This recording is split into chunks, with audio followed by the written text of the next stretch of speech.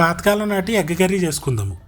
ఈ కర్రీలో ఏంటంటే మసాలా కానీ అల్లం వెల్లుల్లి పేస్టు, టమాటో ఇలాంటివి ఏమీ వేయవు, కానీ టేస్ట్ మాత్రం అదరగొట్టేస్తుంది, మామూలుగా ఉండదు.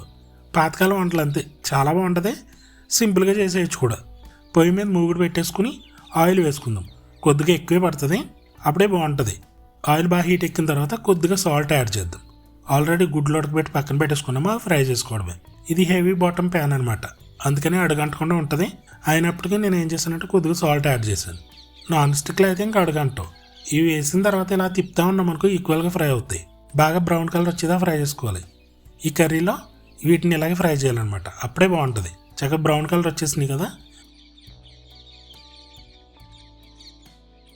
ఇంకా ఆయిల్ ఉన్నది కదా, సరిపోతుంది, ఇంకా ఎక్స్ట్రా ఏమీ అవసరం లేదు.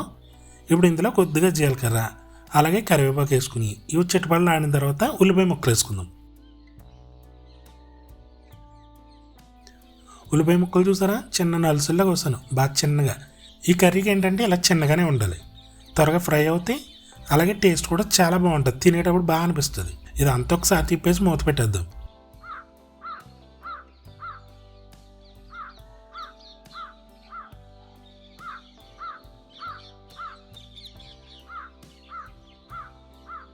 ఇందులోకి పులుపు కోసం చింతపండు ఒక చిన్న నిమ్మకాయ సైజు తీసుకున్నాము.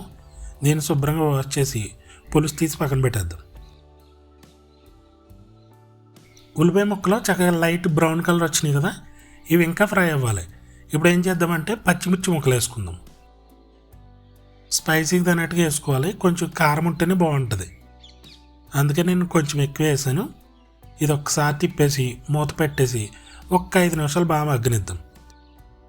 ఇప్పుడు కారం, పసుపు అలాగే ఉప్పుగళ్ళు వేసుకుందాం.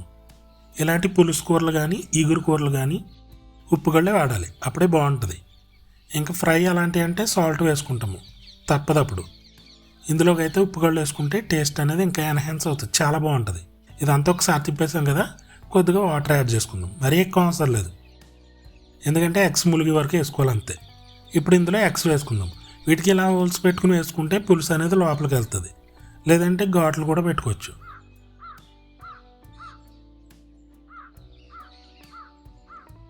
ఎగ్స్ అన్నీ వేసినాక ఒకసారి తిప్పేసి మూత పెట్టేద్దాము.